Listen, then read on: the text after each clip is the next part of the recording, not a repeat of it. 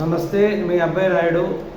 ఈరోజు ఈనాడు ప్రధాన సంచికలో వచ్చినటువంటి వార్తలు కానీ పరిశీలించినట్లయితే మెయిన్ బ్యానర్గా ఈ పాపం జగన్దే, అవ్వాతాతల ప్రాణాలు పణంగా పెట్టి రాజకీయాల, జవహర్ రెడ్డి ఈ పింఛను దారుణాలు మీకు కనిపించడం లేదా?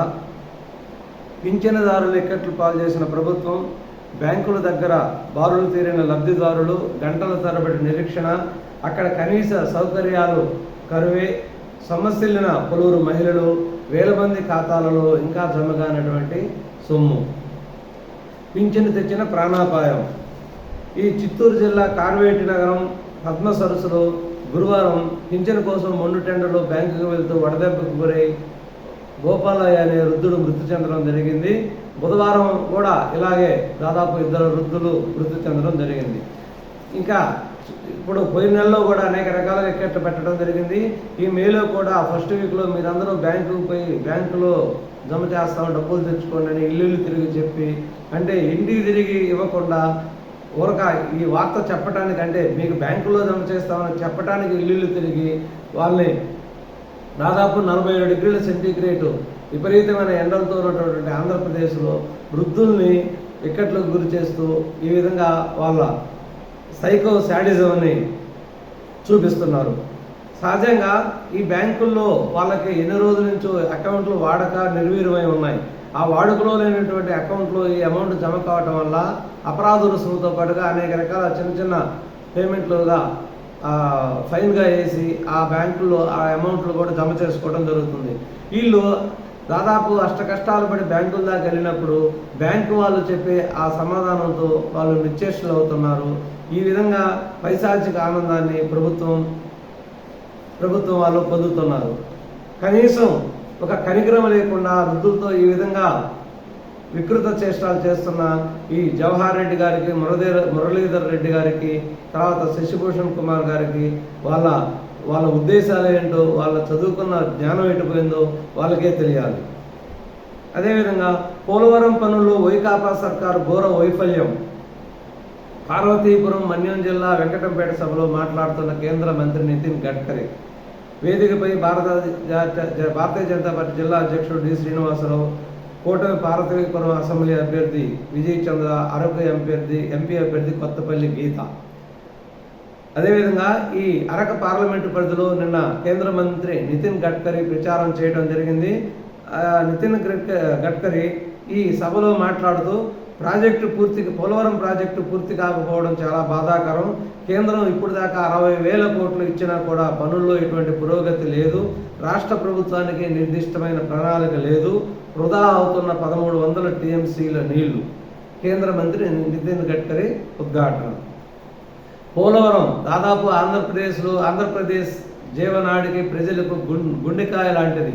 అటువంటి పోలవరాన్ని జగన్మోహన్ రెడ్డి నిలువున నాశనం చేశారు. రివర్స్ టెండర్ అని, అది ఇంతకుముందు 2019 నాటికి దాదాపు 75% పూర్తయినప్పటికీ మిగిలిన 25% పూర్తి చేయకుండా దాని మీద కొన్ని రోజులు చాలా నాటకాలు ఆడి రివర్స్ టెండర్ అని, అదేని ఇదేని టోటల్గా ప్రాజెక్ట్ని నాశనం చేయడం జరిగింది. దాని గురించి చెప్పాలంటే దానివల్ల జనాలు ఎలా మోసపోయారనే దాన్ని నేను మళ్ళీ నెక్స్ట్ వీడియోలో చెప్తాను. దాని గురించి పూర్తిగా మళ్ళీ వివరిస్తాను.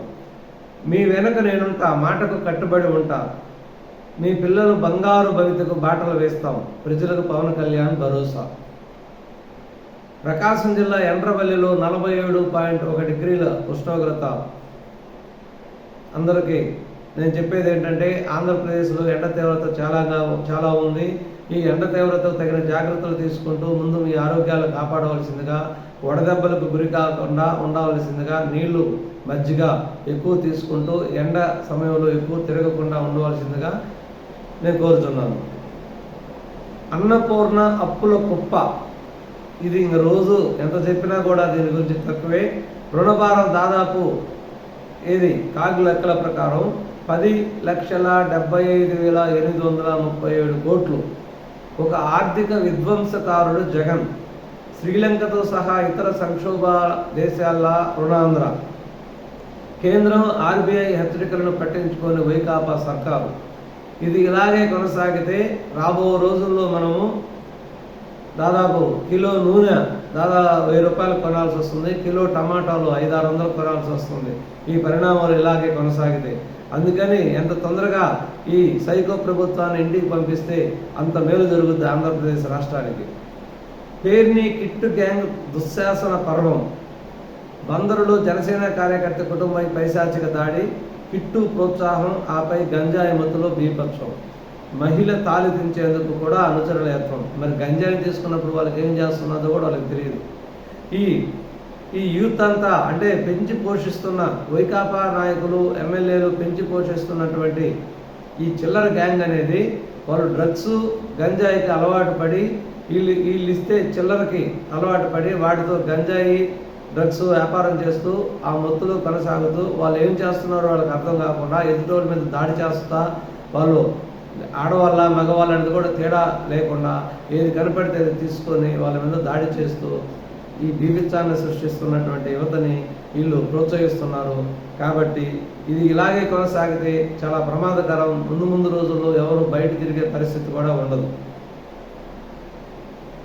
జగన్వి నవదందాలు. ఎన్డీఏ కూటమికి ఓటేద్దాం, మోదీని గెలిపిద్దాం. జగన్వన్నీ కూడా ఇంతకుముందు నవరత్నాలను ఇచ్చాడు. అవి నవరత్నాలు కాదు, నవదందాలు. వనరులన్నీ జనాన్ని ముంచేశారు. కడప పర్యటనలో నిప్పులు జరిగిన చంద్రబాబు. వైకాపాకు ఓటేస్తే మీ ఇంటికి వచ్చేది గొడ్డలే, జగన్ బలిజలకు అన్యాయం చేశారని విమర్శలు. నేను నిన్న వీడియోలో చెప్పడం జరిగింది, మీ ఆస్తులు మీవి కాదు మావి అని. ఇప్పుడు దాకా ప్రభుత్వ ఆస్తులు అన్నీ అమ్మి ప్రజలకు పనిచేశాము. అదే ప్రజలకు 10 రూపాయలు పెంచి 90 రూపాయలు మేము తీసుకోవడం జరిగింది.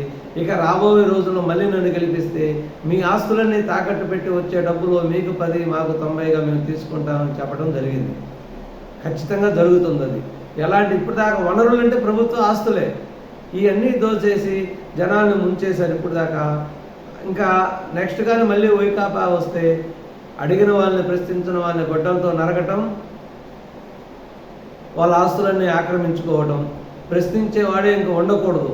అంటే నార్త్ కొరియా అధ్యక్షుడు కింగ్ అనే ఒక అతను ఉన్నాడు. అతను ఎవరైనా అతను స్థాయి చూసినా కూడా ఒప్పుకోడు అనమాట. అతను ఎటువంటి ప్రశ్నించినా కూడా వాళ్ళని తలదీసేస్తాడు. ఆ విధంగా రాబో రోజుల్లో కూడా మన ఆంధ్రప్రదేశ్ తయారవుతుంది. మళ్ళీ ఇదే ప్రభుత్వం కొనసాగితే అనేది కూడా నేను చెప్పదలుచుకుంటున్నాను. ఇకపోతే బలిజలకు అన్యాయం చేశారని విమర్శలు, అది వాస్తవం. కాపులకు ఇంతకుముందు దాదాపు కాపు కార్పొరేషన్ ఏర్పరిచి వాళ్ళకి ప్రతి ఒక్కరికి 2 లక్షలు లోన్ ఇవ్వటం జరిగింది. ఆ 2 లక్షల్లో సబ్సిడీ 1 లక్ష పోతే 1 లక్ష వాళ్ళు తిరిగి కట్టాలి అతి తక్కువ వడ్డీతో. ఈ 2 లక్షల రూపాయలతో వాళ్ళు అనేక చిన్న వ్యాపారాలు చేసుకుని వాళ్ళ జీవితాల్లో ఒక ఆర్థిక పరిస్థితిని అభివృద్ధి చేసుకోవడం జరిగింది. కాబట్టి జగన్మోహన్ రెడ్డి రావడంతో ఈ పూర్తిగా రద్దు చేయడం జరిగింది. ఈ కాపు నేస్తం అనే పథకం కింద ఇంతకుముందు ఇచ్చారు. కాపు నేస్తం అనే పథకాన్ని తొలగించడం జరిగింది. మేము వస్తే మళ్ళీ తిరిగి అవి ఇస్తాము అని చంద్రబాబు నాయుడు గారు చెప్పడం జరిగింది. అదేవిధంగా ఇక జగన్మోహన్ రెడ్డి గారు ఎంత తక్కువ చెప్పుకున్నా కూడా, ఎంత ఎక్కువ చెప్పుకున్నా కూడా ఇంకా చెప్పవలసి వస్తుంది. కాబట్టి దయచేసి ఆంధ్రప్రదేశ్ ప్రజలారా, మీరందరూ మీరు ఇక్కడ ఇప్పుడు దాకా జరిగిన అన్యాయాన్ని గ్రహించుకొని రాబో ఉపద్రవాన్ని కూడా మీరు ముందుగా గ్రహించుకొని దయచేసి మీరు చర్చించుకొని ప్రజలను చైతన్యవంతం చేసి రాబోయే సార్వత్రిక ఎన్నికల్లో ఒక మంచి ప్రభుత్వాన్ని ఎన్నుకోవాల్సిందిగా మీ అందరినీ కోరుతున్నాను. ఈ వీడియో చూసి లైక్ చేసి, షేర్ చేసి, మరి సబ్స్క్రైబ్ చేసుకోండి. ధన్యవాదాలు.